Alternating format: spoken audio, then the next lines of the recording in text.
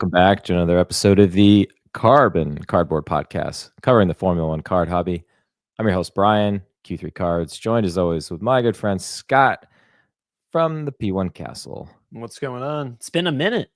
It actually really has, because shout out to the Cardboard community and all 30 listeners for 32? supporting us. 32 maybe. AJ, Hammer Time Hits will be able to verify that for us at one point. That's true.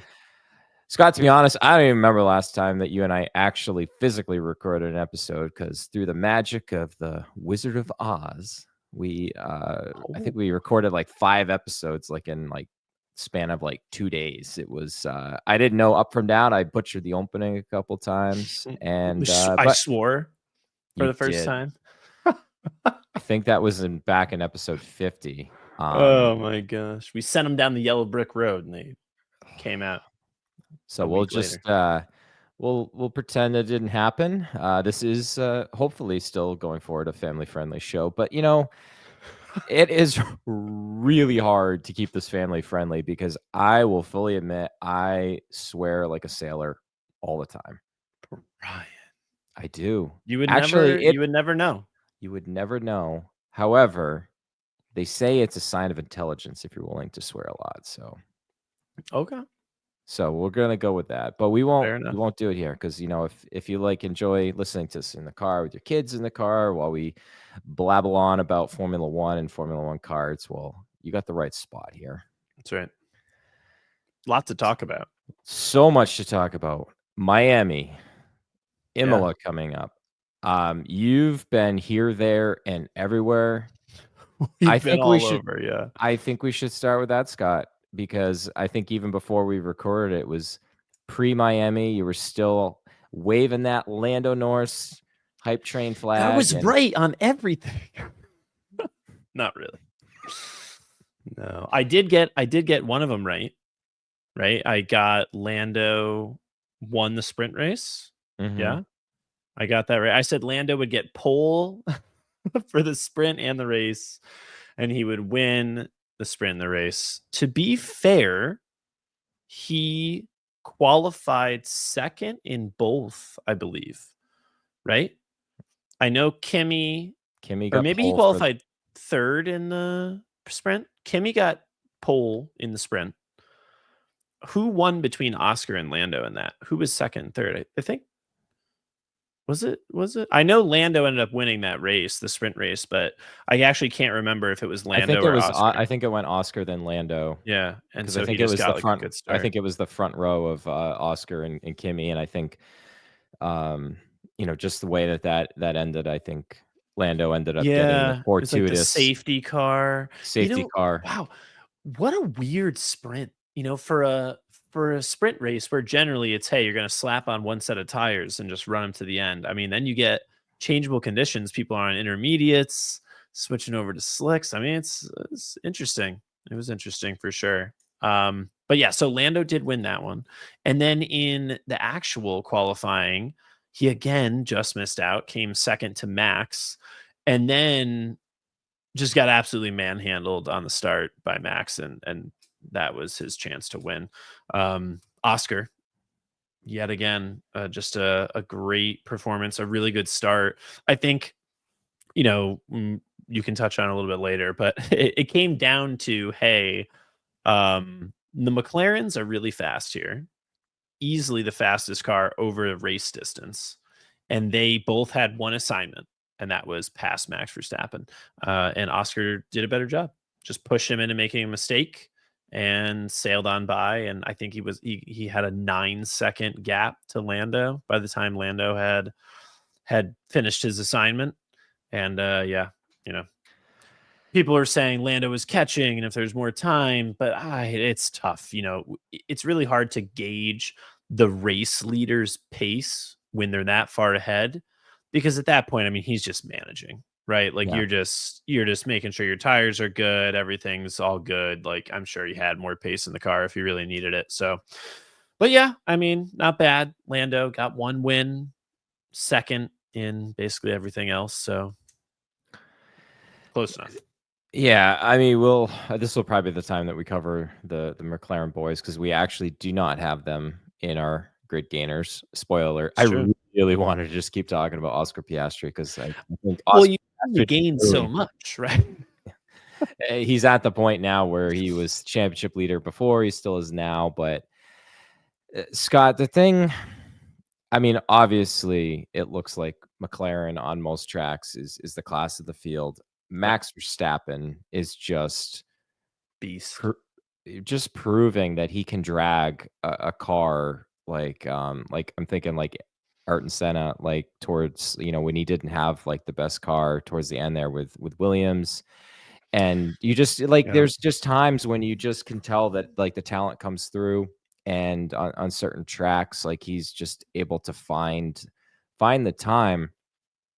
But as a McLaren fan, and I'm sure McLaren fans are feeling it, where it's either or. It's tough to root for both. I mean, there are some fans that were willing to do both, but my gosh, Scott, there's been so much slander in like the British media lately regarding Lando Norris, and One of their own.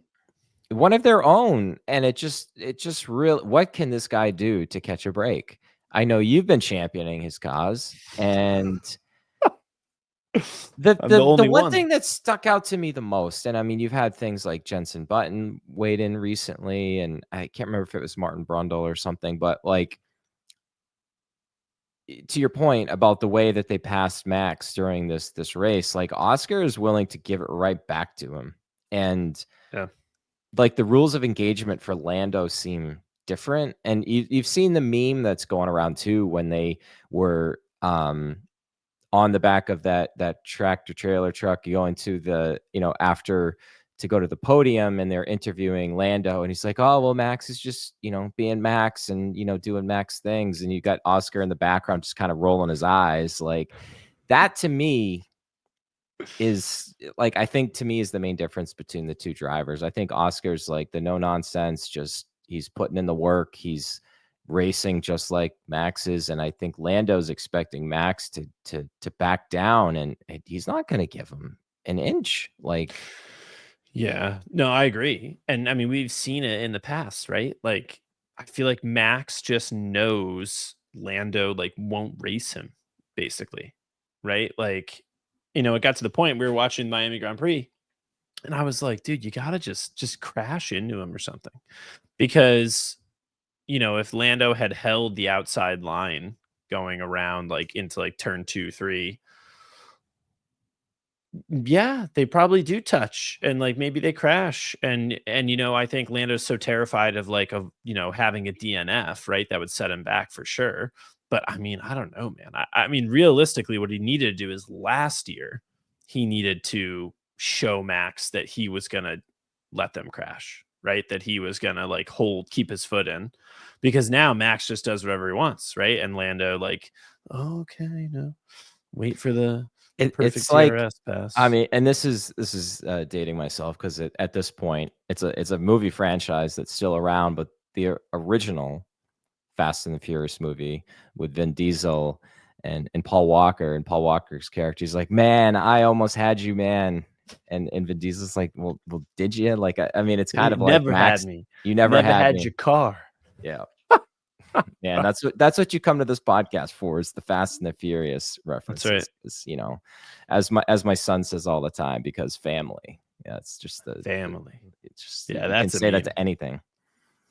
Oh, man. Anyways, wow. Yeah, but McLaren, Oscar, kudos. Oscar cards to the moon. You're not listening to That's this right. or watching this podcast to know that you should get some Oscar cards. We need him to lose and then win again, and then we can put him back on as a grid gainer.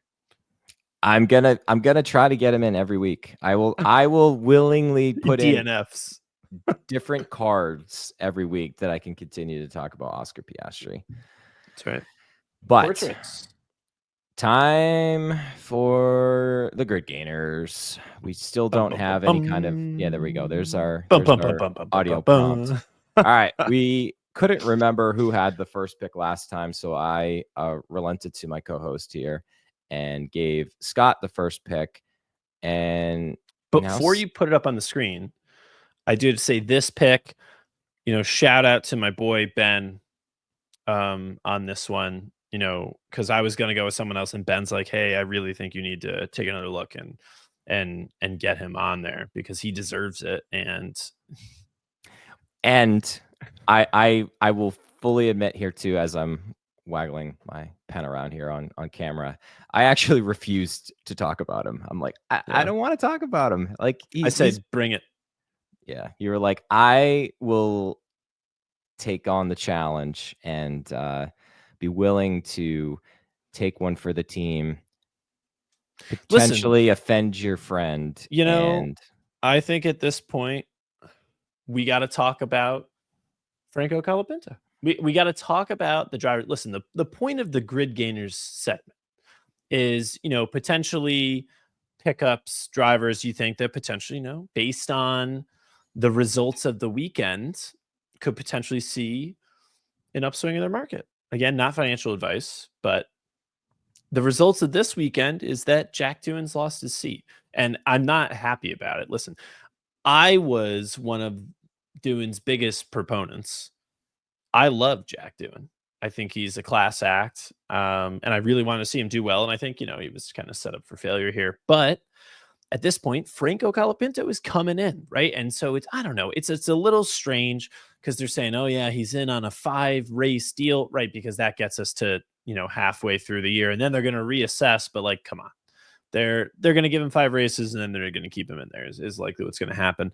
But so Franco Colapinto is hot buy right now because he came in last year, did really well at Williams, didn't end the best, but then lost his seat, right? And it's like, oh, well, now what are we going to do? And then in the meantime, he's been printed in some of the 2024 late release sets, right? So Echelenza, he's got rookie cards. Finest, he's got rookie cards. And I think it's cool to talk about because now that he's back in, whether he's going to set the world on fire or anything, I think you do see some type of bump, right? If you go from being a reserve driver to being on the grid, naturally there's going to be more attention paid to your card. So if we're looking at something that is like target cards that are more more liquid, I actually really like sticking with his autograph, right? So 2024 autograph, you could go sapphire or chrome. I went with the chrome. PSA 10. It's a pop 12, so there's not a ton of them. There's a lot of 9s out there as well, but it's also something you could pick up raw, and then P1Castle grading and probably get you a gem with it. But yeah, so I think this is a good card. It's not an F1 auto, but it's his first appearance auto, right? Which I think makes it a solid card to have. Now, when we talk about grails, of course, we've got to talk about P1Castle Premium Consignment. And we have arguably one of his biggest cards that exists right now, because this is a Superfractor from Topps Finest Intimidators rookie card. You can see on the bottom right, rookie card. So this is him in his Williams suit. Now, it's interesting. I was actually talking to Ben. I'd love to hear your thoughts about this, Brian. Now that this switch happens, he's been printed in 2024 sets. Echelenza, Finest, and maybe Topps Now. Topps Now for sure, actually. Williams suit, rookie card.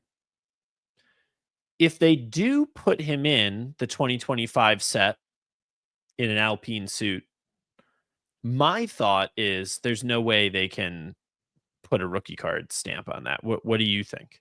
I would agree because well, gosh, we don't really know what they're going to do with Liam Lawson yet, because what we got last year in 2024 was his reserve driver card, his autos as a reserve driver. Topps Now gives us a little information, right? Because he's in a Red Bull suit on the Topps Now with a rookie card. Okay, so it seems like getting the cup of coffee, even depending on how many. What did he have? Like 9 races last year. Speaking of coffee. Yeah. Scott's always got the stay awake coffee brewing. I don't know how you sleep or when you sleep. What is sleep, Brian? What is sleep? I have a 2-year-old son, and run a business. There's no such thing. No such thing as sleep. I don't know. It'll be really interesting. The thing is, the more that F1 cards have been around, and again, we talk about all the time about 2020 Topps Chrome, 2020 Topps Chrome Sapphire Edition. Spoiler alert, we're probably going to cover them shortly here with some of these other drivers. It really comes down to personal preference. Like, I mean, we say it often, like, collect what you like. I mean, for recent example, 2024 Topps Finest, I personally think is one of my favorite releases that they've done because I love like the background and it looks like artwork to me. And it gives a little bit different look for the drivers, and to me, it kind of pops. But I guarantee you that there's collectors out there that thinks it's way too busy. It doesn't focus on the driver. You compare it to like on screen here with Colapinto's Chrome Autograph, where it's nice and clean and sharp. Like that could be more visually appealing to somebody. So whether you like Dynasty, whether you like to grade your cards, or whether you like to keep them raw, you like to put them in like a P1Castle mag case, one touch. I actually got I'm picking up a brand new order, 400 of those. I got them in right before the Chinese tariffs. so more to come. Shout out. Yeah, I don't know. It'd be interesting. I think the elephant in the room here, Scott, is unfortunately, I feel like it's some of the rather diehard / vile Colapinto fans that did some really unspeakable things to Doohan and his family, and I think that, to me as a collector, kind of puts a sour taste in my mouth when it regards to him. I think he's a fine driver. I don't think he's promoting this in any way, but there's a lot of fans in Argentina that want a driver on the grid, and you can argue that he's potentially one of like the second most popular Argentinian athlete in the world right now, behind Messi. Yeah. Which is crazy to me. Yeah. Well, I mean, Messi lives in Miami now, so we're gonna claim him. I hope so. Like I hope Messi's kids end up. I know his son could play for the U.S. national team. My son is a huge soccer. Like I've talked about it on a lot of different things. Actually, we just had soccer practice earlier tonight. Where I'm going with this, Scott, is like I think if you're a Colapinto fan and a collector, you're probably going to have quite a bit of his cards, whether you prefer the Alpine versus the Williams. And then you're also going to have his F2 cards here. Like I think it's all going to be coming down to preference, and it may actually come down to card design, because I mean the Intimidator card here, again, to me seems really busy, but there's a lot of nostalgia there's a lot of nostalgia for this set from the 90s. Like the Topps F1 sets have been really leaning into that with like Beam Team this year and Paddock Pass. Some of the finest inserts here are callbacks, and I think a lot of Formula One fans are really digging that. Yeah, and I think Colapinto is just going to be such an interesting case study in terms of what collectors like if he ultimately ends up not getting a rookie card, which I don't think he should. I think it would be ridiculous if he's printed in 2024 in a Williams suit with rookie cards and then is printed in 2025 with an Alpine suit with rookie cards. Like I just think that just doesn't make sense. But if that's the case, or if he doesn't get it, that means the only two sets you can get rookie cards from are Finest and Eccellenza. So yeah, interesting to see kind of how it shakes out. But yeah, so that's what I've got for my first pick, Colapinto. He's new on the grid. And I think with that, you're going to see a bump. If you want a liquid card, base Chrome, base Sapphire Auto is a good bet. And then Grails, I mean, yeah, you're looking for super fractors there from Finest, 101s from Eccellenza, or maybe, just some low numbered Chrome stuff, like even his F2 red and super autos would be great cards as well. And I will say too, like, air quotes on screen here. Like, I feel like sometimes some drivers like have it. I feel like Colapinto does have some of that. He just has pure speed. Sometimes you just can't teach it. You either have it or you don't. And then one of the driver we're going to talk about here momentarily, I mean, is in kind of that same boat. Came in hot. He did crash a lot, but maybe he's worked that out. Kimi Antonelli was my pick. He's been a frequent flyer here in the Grid Gainers, and it's weird to say, Scott, that he's kind of had an up and down season. I think because expectations were really high, but my friend, putting this Mercedes on pole in the sprint race. I mean, you were down in Miami. I know you. Were you at the track for the sprint? So when it happened, actually, I was ripping Finest with Aaron from AA Mint. Yep. We watched it happen live, and we were like, "Oh my god, what is going on?" Yeah, that was crazy.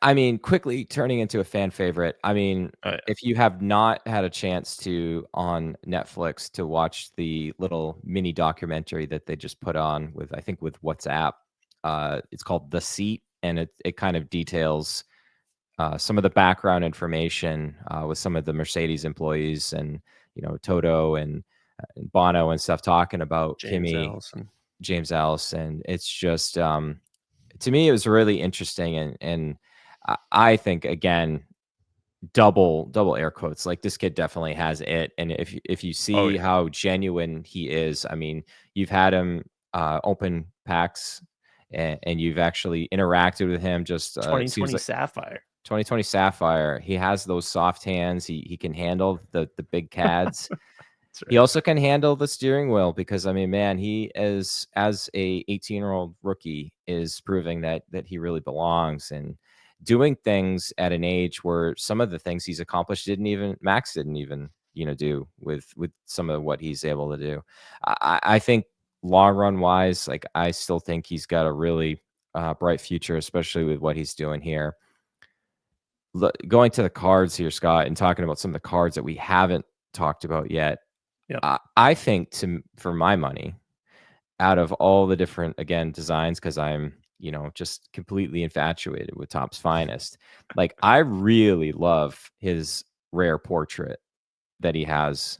I think it's card 222, if I can recall right off the top of my head. He just ended up being like card number 22 in so many of the sets, because of where his name was, and Prema being one of the first F2 cards that they would put in there.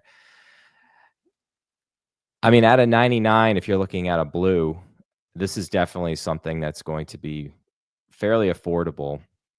Again, looks like his Mercedes 2025 suit. We're starting to get some of his cards. Topps Now. I just helping out our friend Ben, and he had some of the Topps Now cards sent here. Opened them live, and one of the ones that some of them he got a lot. Entire rainbow. The entire rainbow for one Jack Doohan, which actually was very timely. It was so cool to pull the 1-on-1 for him on a private stream.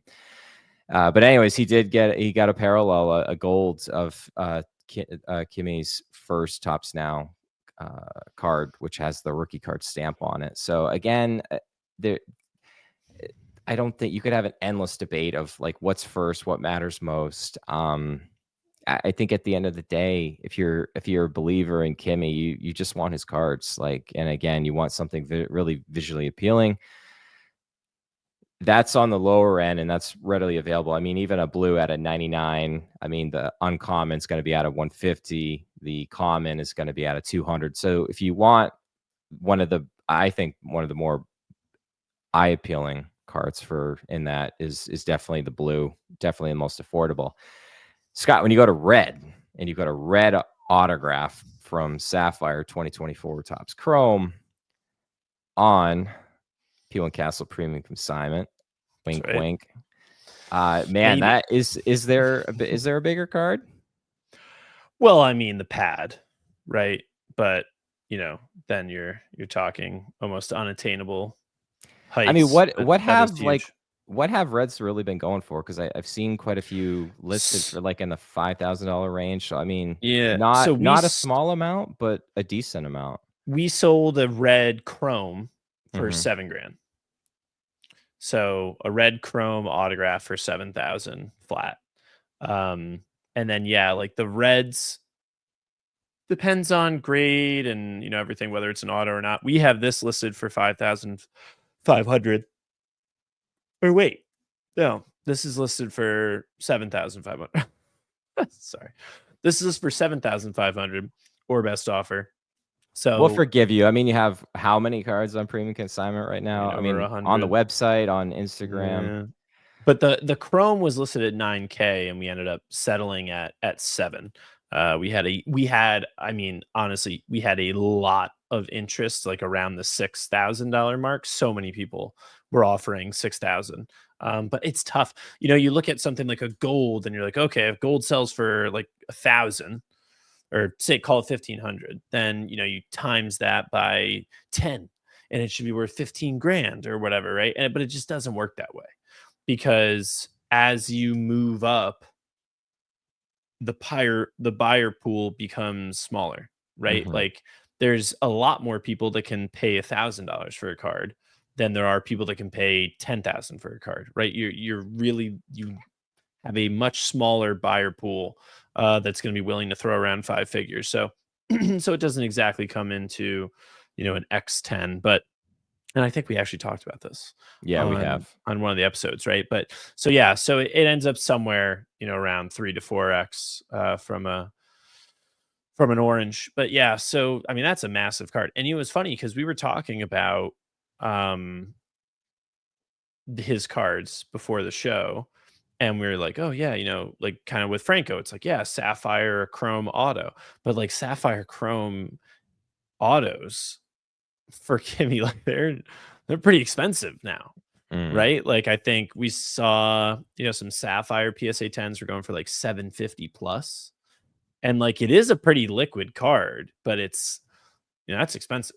You'd have to get like a I think the raw. base Sapphire pop PSA 10 right now is I think a pop 13 as of the last I Yeah. looked. So if there's been any more graded, that might not be accurate, but Right.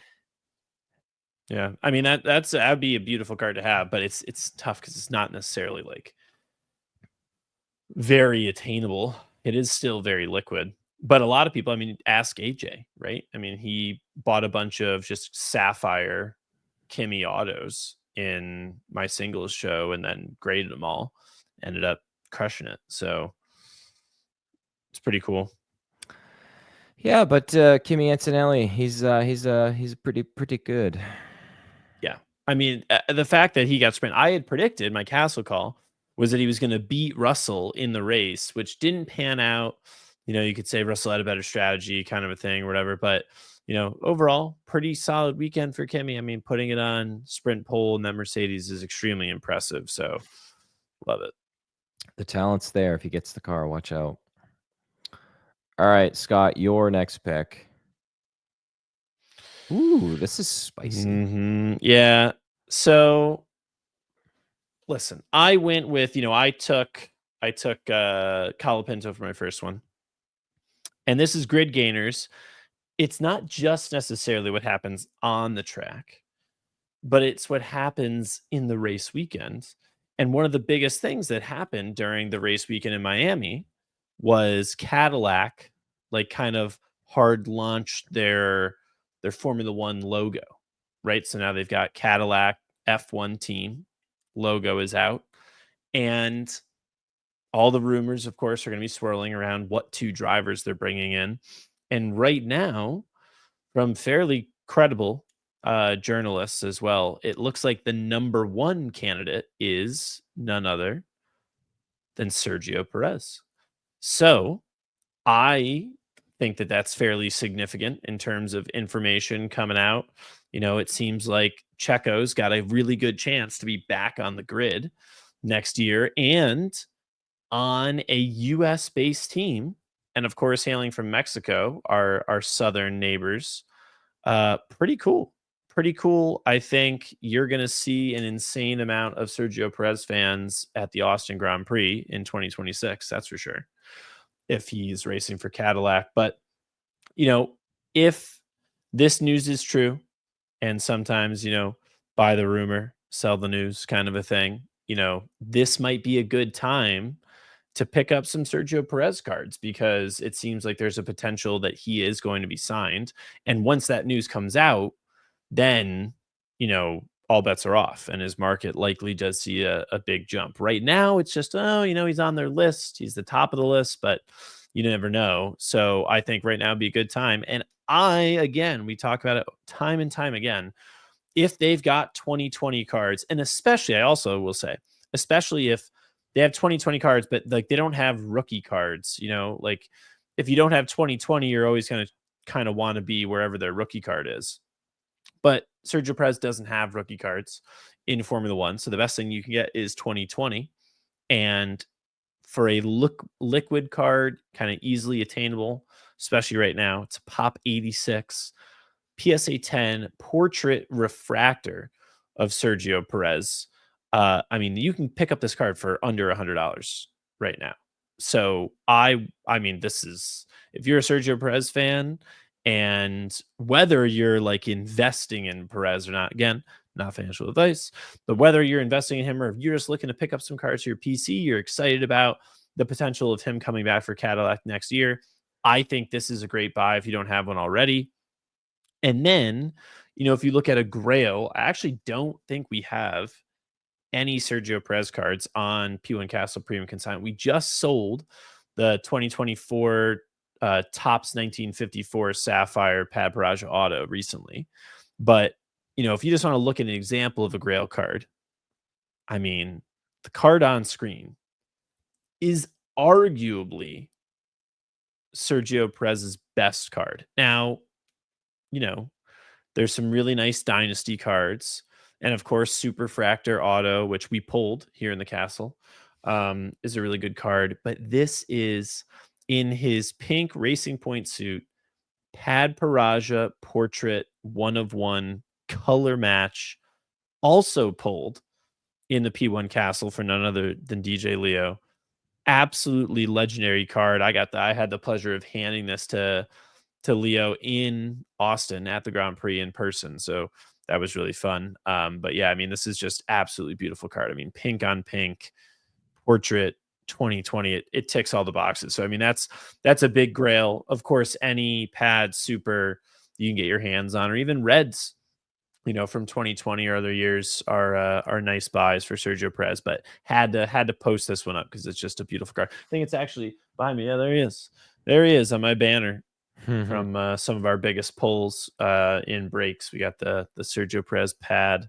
Beautiful card. Beautiful CAD, as Brian would say. And to your point, Scott, about buying the rumors, not only is he potentially rumored to be in line for the Cadillac seat, he's actually rumored to be speaking to multiple teams, and actually Alpine being one of them. So could end up in a pink suit again.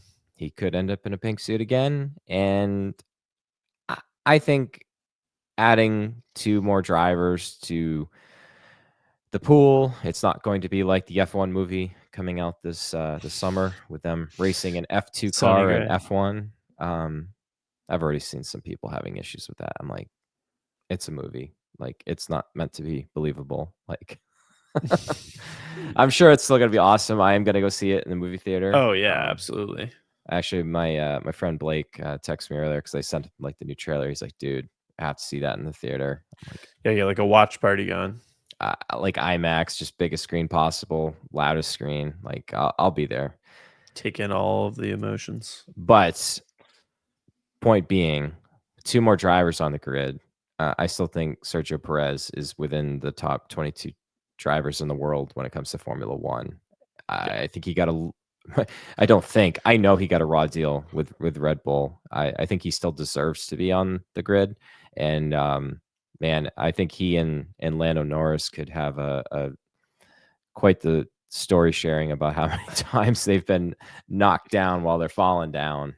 And yep, I'll give him a lot of credit for getting back on the saddle here, and hopefully he does land on the grid, because I mean, like you said, there's a lot of Sergio Perez fans massive fan base, and I think it'll be good for the sport. It'll be good for the hobby. I mean, you talk about grails being available. I mean, DJ Leo's probably got most, if not all, of the the big Perez cards. He's definitely got a lot of them, that's for sure. And they're not going anywhere. Like, once that's like one of the really cool things too about, certain collectors. It's like, once it's within their orbit, it's never leaving. So very true. Can be a good thing and also disheartening too if it's a card you really, really want. But yeah. Who knows? All right. Good stuff there. Who do you got for us? My final pick here is none other than Alex Albon, P5, Scott, on merit. Really good race. Williams. I feel like we've unofficially, Scott, been like Williams fanboys a little bit this year. Whether it's talking about Albon here a couple times. I think I even mentioned Carlos Sainz one of the weeks. Maybe Scott, I need to have a grid gainer be James Voles at one point, because oh my God, we could. I mean, we could, right? I mean, he's arguably principal cards, one of the most popular team principals. I mean, not as well known as Toto Wolff or Christian Horner. I mean, if Zach Brown had cards, I feel like people would collect Zach Brown cards. But I mean, he's not the team principal. Yep. I don't even know where I was really going with that. But anyways, Williams is on the up and up. I think they are solidly fifth. They're fifth on merit. They're fifth in the standings right now. I think they have a quite a good clearing. I think Haas is currently in sixth, but I mean, the future's looking bright. I mean, the current status of this team is they're in contention for points week in, week out. And when certain things fall the right way, I mean, both cars were really good in the race, and Albon has really been capitalizing. Again, pull out the flow chart. If there's 2020 cards, that's right. You want to be looking at those. And again, I think a similar Pop 88 for Alex Albon's refractor card has the rookie card stamp. This is when he was Max Verstappen's teammate with Red Bull, and very attainable. I think Albon does not have near the fan base that like Sergio Perez does, but he's so likable, and the talent's there, and he's starting to put in the points. So put some respect on his name, Scott. Yeah, I mean, I really like Albon. I think he's had some phenomenal drives, and the sky's the limit for them too, because next year, it's all rumored, right? It's gonna be engine formula. They've got a Mercedes in the back of that car, so I mean, you could see him on the podium in 2026. Get the documentary ready. The next Braun GP. No, they're not not that much of an underdog, but I definitely, like I said, he usually has a lot of cool. I'm looking here on screen too with a lot of the patches. I think Williams Dynasty cards have usually, have either got like the Gulf logo or Williams and some of the sponsor names on there. Usually, sometimes, unfortunately, they look like a white napkin, just because if you get one that doesn't have that, it doesn't look super appealing. But right, Scott, talk about a trifecta. Well, maybe not a trifecta, at least like P1Castle pull. Yep. It is a trifecta. P1Castle pull. P1Castle pull. P1Castle Premium Consignment. P1Castle grading.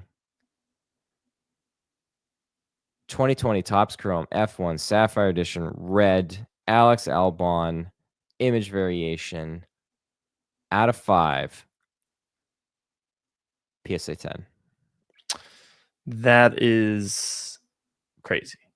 And Brian, for our listeners at home, how many red image variation 2020 Sapphire PSA 10s are there across all drivers? I believe there's now one. Wow.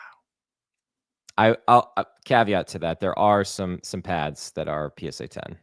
It's true. There are some pads that are PSA 10, but reds, there's more cards, right? There's more options. There's more potential for 10s, and yet no Lewis, no Max, no driver has had a PSA 10 in a red until now.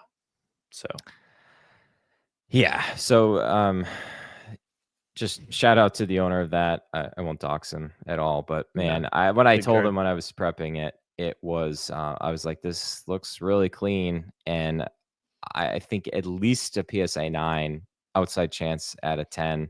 And we do what we do here at P1Castle grading and doing all that prep, and came back, surprisingly didn't get upcharged all that much either, because I don't think PSA knew what they had. They're like, who's and they're Alex like, well, Albon? Alex Albon, who the heck is that? I think if they knew how rare those were, if they were looking at their own pop reports and whatnot, but we got a little bit of a reprieve there. But just an absolute monster of a card. Like, this is going to be crazy. This is going to be pop one for a long time.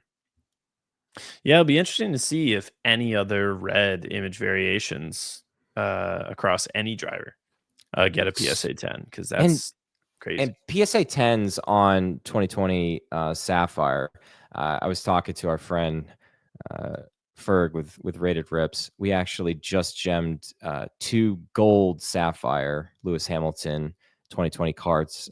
Card number 142, which is his iconic British Grand Prix win when he's crowd surfing. And then I think card 139 was the other one. I think card 142, I think, is now a pop 7 or 8, but the card 139 is a pop 1. Wow. I was telling Ferg how rare it is to get a new PSA 10, because I feel like, and this will get on my soapbox for a moment here, a lot of the PSA 10s that you see that have certs like between like 6.2 and 6.4, there was a time period where PSA was not deducting for the peel / notch in the back of the card, and they were handing that out. Quickly got stopped, because I mean, technically, just because there's a known factory issue doesn't mean you can overlook that and just gem a card that shouldn't deserve it.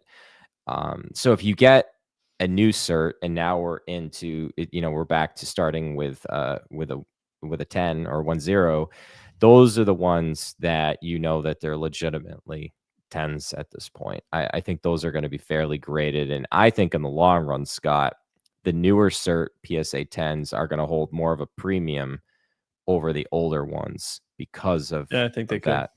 And that's that's just the lore and stuff that we know, because we spend way too much of our waking hours obsessing over this stuff. Yeah. Well, when you research it, I mean, that's what comes out, right? And you're going to get new collectors to come into the space, folks that want the best of the best. And if you really, really research, I mean, that's what's going to met itself out. So yeah, that's I mean, Scott, new business idea. I know they've got like the little black diamond stickers that they put on some of these cards, which I think is the gold diamond, whatever. What a scam that is. But I mean, if we wanted to create our own new scam, Scott, we could do like a little P1Castle, regrade the PSA 10s to determine which is the best PSA 10. It's a P1 gem. P1 gem. Just put a little P1.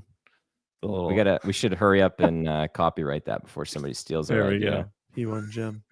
But yeah, PSA 10, just absolute monster. And kudos to Alex Albon for really putting in a lot of great performances, like you said. Yeah, he's been great.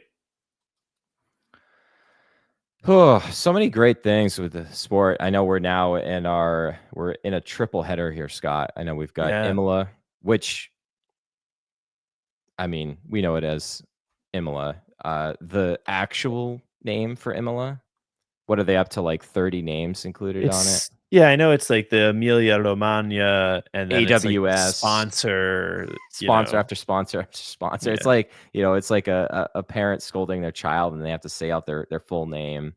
When you get to that point with little Seb, and you're using his middle name, like I do with my son, he knows he's in trouble if he gets both. Yeah, I haven't done it yet, although he wouldn't even understand. So. No. I had my first pinky promise with Seb tonight. I explained to him what a pinky Ooh. promise was, and he seemed to kind of understand. So we'll see. That's big. Yeah. Let's hope he doesn't break it, or you don't break it. He didn't. It was I pinky promised him that if I sang Old MacDonald Had a Farm and Our Bodies, which is another song he likes, that he would go to bed and not cry when I left the room. And so he said, okay. And we did a whole pinky promise, ritual. And then I sang the songs and I was going to leave and he started to cry. And I said, Sebastian, you made a pinky promise. You can't break your pinky promise. I looked at him, he was like, and then he let me leave. And we said, love you, good night, and everything. And he was okay with it. So it seemed like it worked. Who knows? It's the start of something big, or it could go south quick. Yeah. Kids are great. Kids are great. Scott, you know what else is great is taking a look at the standings for the Pick 'em Challenge after the Miami Grand Prix. Yeah, so this was crazy. And we talked about this the last time, right? We said that like it could go very chalk, right? Like the matchups we had, there were a lot of like clear choices if everything went the way you would think. And it did. And 67 entries had a perfect score of 55. So it's funny because we've only had one perfect score throughout the first 5 races. Only one person at one race got a perfect score. 67 people got a perfect score this week. So pretty crazy. It actually came down to, of course, when you have a tie, it goes down to your pole position lap time guess. And the winner was Jake Can Do Things Too. Again, he had a perfect score, and he was only 0.004 off of the pole position time. He guessed pole position within 4 thousandths of a second. And what's crazier about that is that Chris, just an incident, was 8 thousandths of a second off. So you imagine you pick it perfectly. You get 55 out of 55. You get pole position within 8 thousandths of a second, and you don't win. It's pretty insane. So yeah, congratulations to Jake. The average score was 53.8 because so many people got a perfect score. So yeah, but it was pretty cool to see. If we go to the next slide, it'll kind of have all the matchups, right? It was Lando against Doohan. 99% of the people got that right with Lando. Oscar against Gasly, 100% of people took Oscar and got it right. Russell, 99% over Lawson. Antonelli, 97% over Hadjar. Max, 100% over Hulkenberg. Yuki, 100% over Bortoletto. Leclerc, 98% over Alonso. Hamilton, 99% over Stroll. Albon, 88% over Ocon, and Sainz, which had the lowest confidence, but still got it done, 82% over Behrman. So yeah, I mean, it was pretty clear cut. I think we both were like, oh yeah, maybe something. No. Everything went to chalk, which happens sometimes. I mean, look at the NCAA tournament this year, Brian. 4 number 1 seeds in the final 4. How often does that happen? So yeah. And so since we had a Grand Prix where everyone got everything right, I called in the chat, I went demon mode, and I've now put together the hardest possible matchups I could without having a driver face someone they've already faced. So this week we have Lando Norris against Kimi Antonelli. We have Oscar Piastri against Max Verstappen. We have Yuki Tsunoda against Pierre Gasly. George Russell against Charles Leclerc. Lewis Hamilton against Alex Albon. Fernando Alonso against Isaac Hadjar.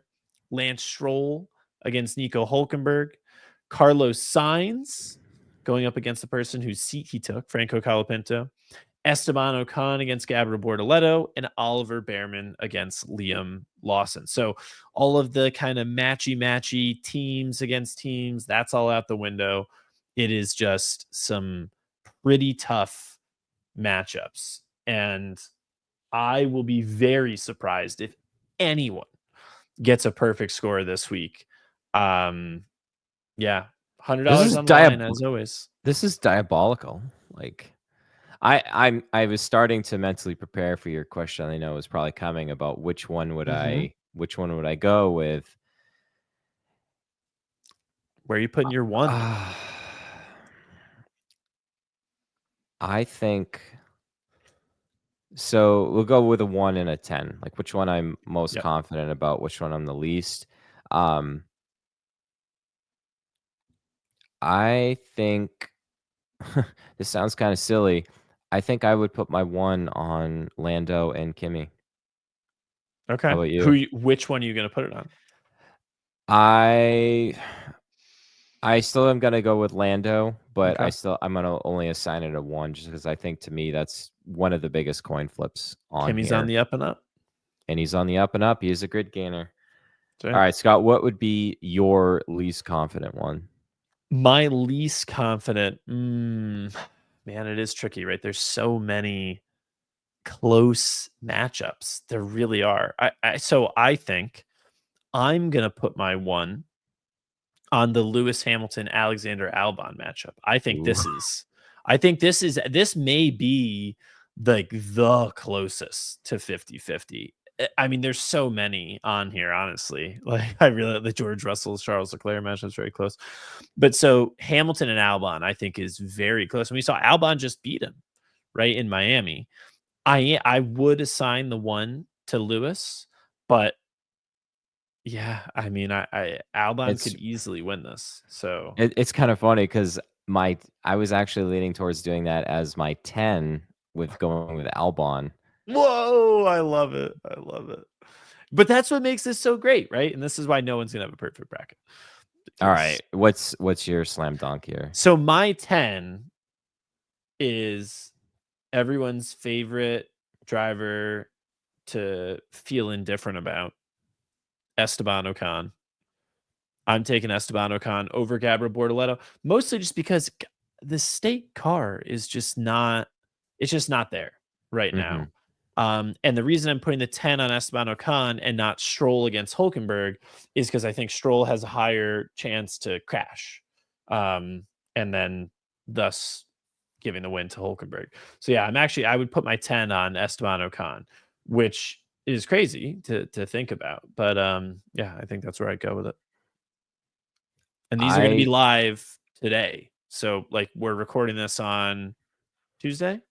So it's going to come out Wednesday morning. So this will be live. I'm actually, after we get off this recording, I'm going to create the survey on SurveyMonkey and then I'm going to post it, tomorrow morning. So I really am interested to see those, Scott, before we go to the next topic here, is the breakdown between not necessarily the points, but the Piastri Verstappen. Yeah, right. I mean, because you think like, Oscar's just doing so well, McLaren's doing so well, but Max is the X factor. It's really hard to win more than 3 races in a row. Yeah. I mean, Max was on a tear in 2023. I don't know if the McLaren is that good. Yeah, the one thing I will say though is that Imola, while it was towards the end of the like Red Bull kind of domination from last year, McLaren was pretty close to the Red Bull last year, even when the Red Bull was in its good form. Lando was close but could never quite get him, and Max ended up winning. So I do think the McLaren is suited to the track. So I think they're going to be pretty good here. But listen, it's tough to bet against Max anywhere. Like I would take Oscar. Not in a million years would I put a 10 on Oscar against Max. No, I think if you're betting 10 against Max, you're crazy. But crazy like a fox. All right, yeah, Scott, so let's end the show here talking about some of the cards that are available on Premium Consignment. As I'm looking at one of them, I'm just like, wow, that is a beautiful card. Yeah, so this is based on my recent trip, obviously, to Australia. We picked up a pretty massive collection that's all coming back here on premium consignment. I think some of it actually, I'll still need to go through it. And I was talking to Ferg on this. Some of them we are going to be sending, like the bulk stuff. A lot of it we're going to be sending to Ray Rips consignment as well. So you'll see a lot of the stuff over on eBay. But some of the big heavy hitting stuff, obviously we're going to be running on P1Castle Premium Consignment. One of these cards has actually already been posted and sold. But yeah, these are the 3 biggest cards we picked up. So we have a red PSA 9 auto 10 Oscar Piastri rookie card autograph, 1 out of 5. That is for sale for $22,500 or best offer. This card's insane. And honestly, man, I don't know how it didn't get a 10. Like, I'm actually, part of me wants to crack it and give it to you. But who knows? It's a beautiful card though, absolutely gorgeous. PSA 910, pop 1 on stuff this rare. It doesn't. I mean, a 9 is. I mean, if you're OCD and you want the 1010, like great. But we get questions through like our Instagram handle for the grading account, which I also happen to manage. So if you message the account, it is I usually responding. I don't think Scott ever has, but 99%. Yeah, 99% of the time it's me, unfortunately, just to let everybody down. You're not talking to the man, the myth, the legend, Scott. You're talking to the man, the myth, the legend, Bryan. I'll get questions about like, well, what can we do? There are these options for like, to crack out? And to be honest, more often than not, I say don't. Just based on personal experience or things to think about. Now, granted, is PSA infallible? No. I'm looking at this card here, Scott, and I'm looking at it. I'm like, centering looks really good. Yeah. I mean, maybe ever so slightly off center left to right, but no more than like 55, 45. Yeah, definitely within the range. My guess is there's probably like a little bit of an indentation or a scratch like on the back or something like that. Again, when you have a card this rare and the front of the card looks absolutely beautiful. So good. The PSA slab does a really good job of like, if you look closely, obviously you want the Gem Mint 10. That is the industry standard of what you're going for. But if you're just looking at the card, like you can get really lost in looking at the label. And again, just my own personal preference, I think the auto grade usually muddles up the label on a lot of these. And at that point, you're just looking at gobbledygook, and you might as well just go for the card and the rarity at that point. But man, that is very solid. It's funny, when we were putting this show notes together, I didn't even look at this close enough to see this was actually red. I was like, oh, well, we're going to highlight an orange auto here. I know his market's really good. I'm like, that's a red. That looks really nice. Yeah. Future, and one other thing, potential future driver number match. Maybe. I don't know if Oscar would do it. If he would take the number 1. His team is already marketing the OP1, when he got his first race win. Oh yeah. I mean, hey, it's smart. You sell a lot of merch. OscarPiastri.com because he's got a really cool store, and that's where you can get his mini helmets and stuff from. But yeah, he did have merchandise last year when he won his first race, and it was OP1 for obviously Oscar P1 in the race. Well, I tell you what, I mean, they better be careful with that, because if there's like a visible gap between the O and the P and it's OP1, I mean, we're coming after him. Obviously, love to see. But yeah, so beautiful card, and crazy that this is the 3rd best card that we picked up, because so the second one here is a 2020 Dynasty. You've seen this in our background a lot. Lewis Hamilton on card auto, flag patch, 3 out of 4. This is one of the most beautiful, the most aesthetically pleasing cards that I've ever seen and that I've ever pulled. I mean, this was my biggest pull of my life as of the time we pulled it. This was November of 2023 during the first Las Vegas Grand Prix. Obviously it used to, there was a Vegas Grand Prix way back in the day, but the first of the new iteration of it on the strip and everything. And we pulled this. We did a Chrome, Sapphire, and Dynasty triple case break. And this came out of the Dynasty case. And it was funny because we went principal, and we're like, oh my God, like what is going on? We're going to get like 5 principals in this case. And then we hit this. Absolutely massive. So this one has actually already sold. I'm not going to disclose the sales number quite yet, but we had it for sale for 75,000 or best offer, and this sold very quickly.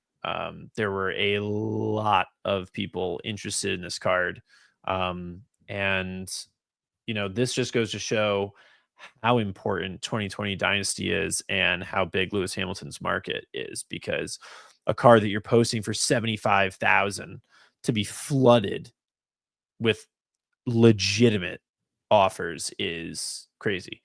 So yeah, it's a massive card.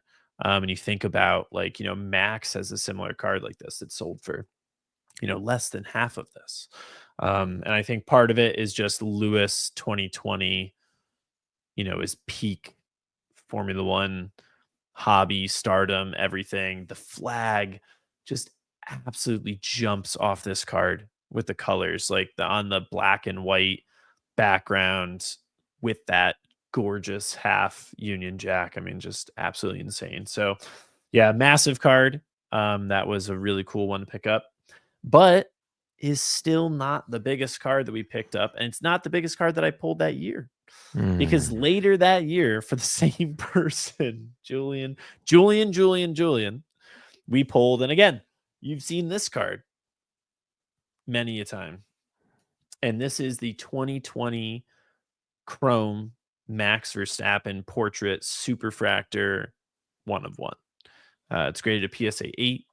Great grade for 2020. This is an absolutely beautiful card. This is the card that started kind of the Carbon Cardboard podcast, because this is the card that we did our journey. Bryan and I traveled all the way out to Cali and back, and was the brainchild of the Carbon Cardboard podcast. And here we are, over a year later, and this is a card that we brought to Australia. Same with the last one. We brought it to Australia during the 2024 Grand Prix. So a little over a year later, went back to pick it up and help him move it. And so this one is going to be posted for 250,000 or best offer. The pad Portrait Max recently sold, I think it was like the end of last year, for 173,000, I want to say. And generally superfractors, anywhere between 20-25% or so above that. So we do believe this will sell for over 200,000. So we're going to have to see where it goes. This will be the second biggest card that we've ever sold, obviously behind the Lewis Hamilton 2020 Superfractor autograph. But yeah, massive card. And yeah, that'll be posted probably later this week. And looking forward to seeing what kind of offers come in for it. But yeah, so those are the 3 biggest cards we picked up in Australia. That is why we flew out there, right? You're not going to ship these cards literally across the world.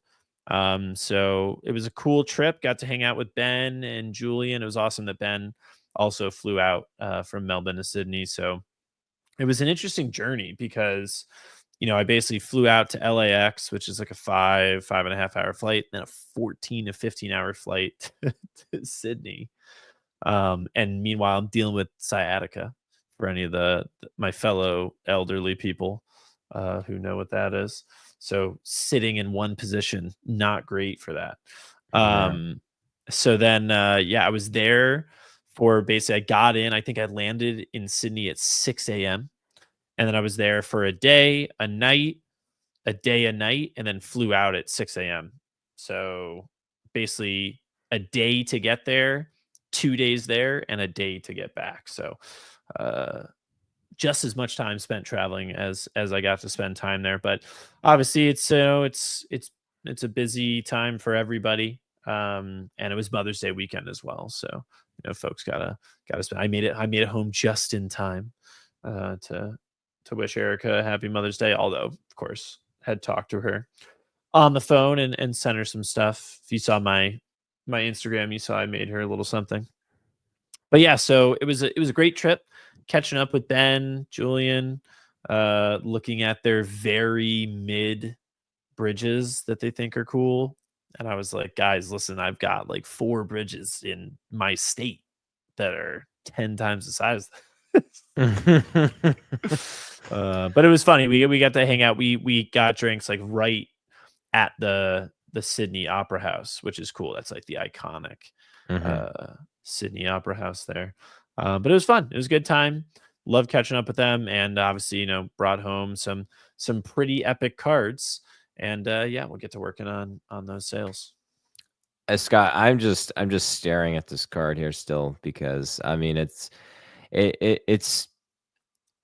kind of bittersweet to obviously need to be able to move something like this. But I mean the cool thing about cards is each card has a story, and it's still pretty cool that Julian's always going to be part of this.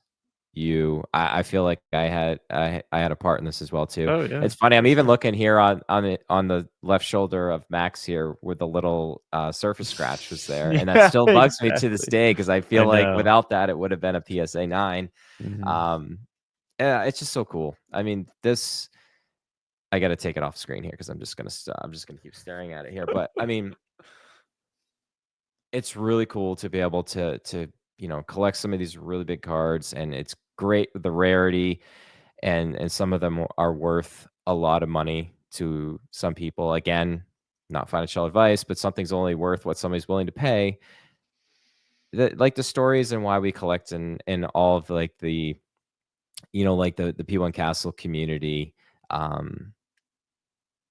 It's just a really cool part of being a Formula One fan that adds another layer to not necessarily the complexities, but just makes it even more rewarding on a lot of different levels. Yeah, no, I mean it truly is, right? And that's, being part of a community, that is what's awesome about it. I mean, I feel like not only, me pulling the card, you grading the card, Julian, getting the card, but like everybody that was in the stream that night, everybody who watched the replay over and over and over.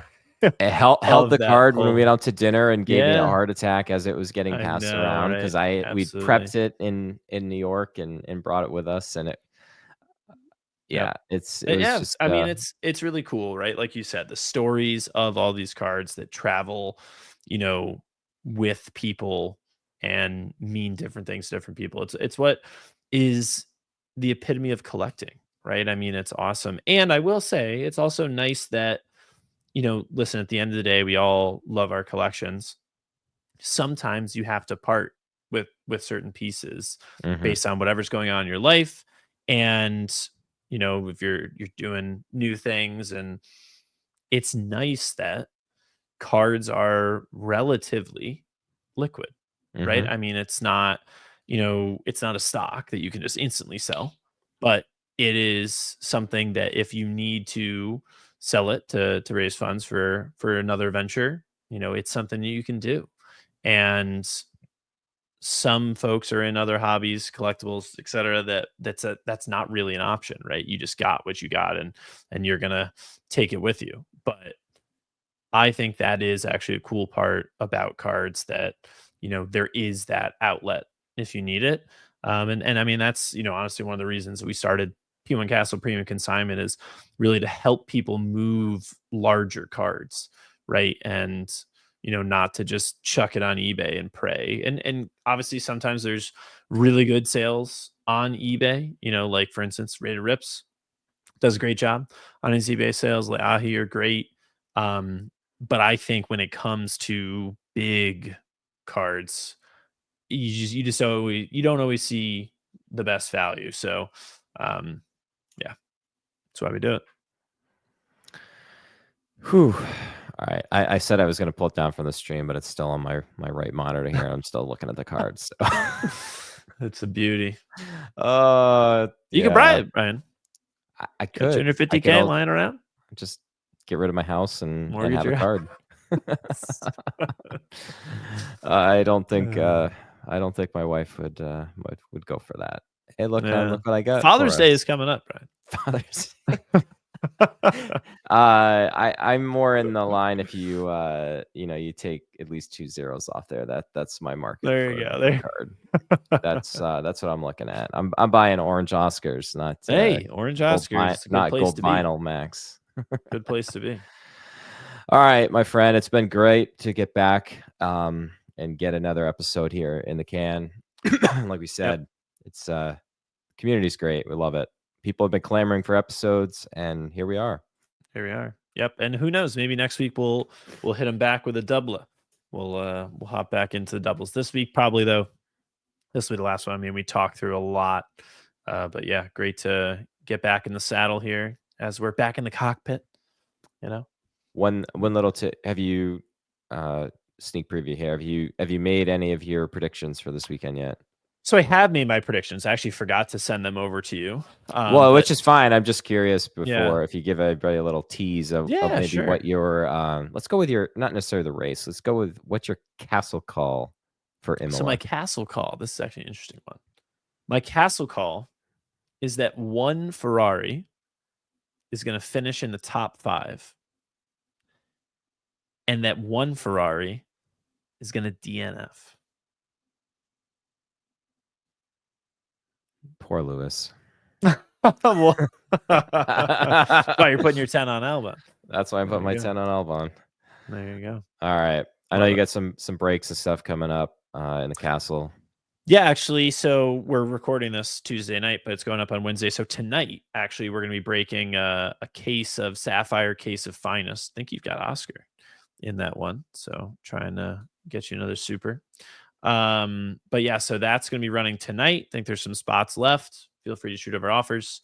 And then I think we're going to be posting some more Finest. Might do some Finest Chrome.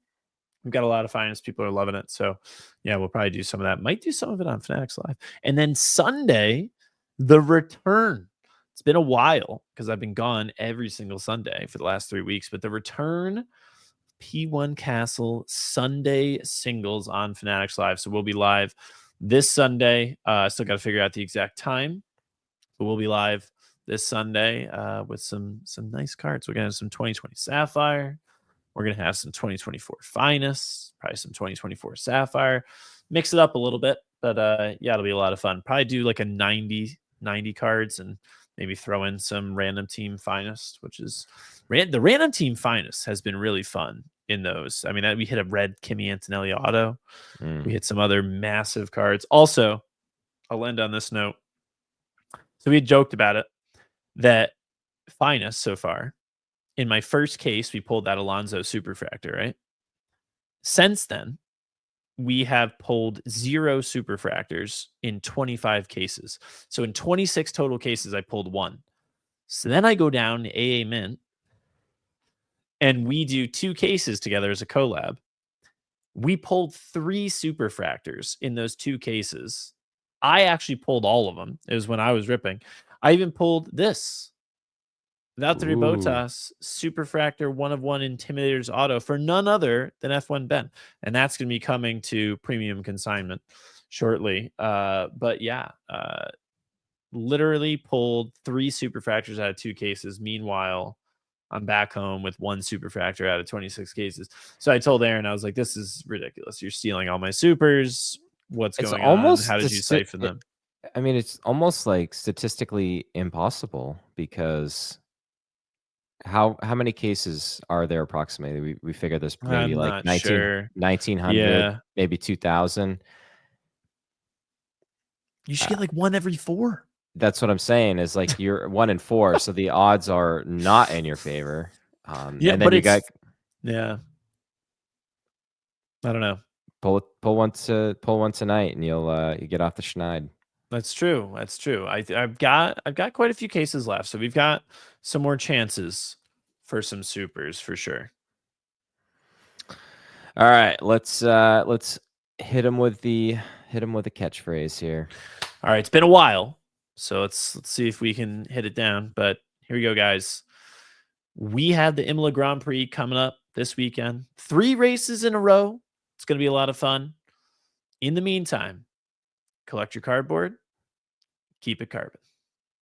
you.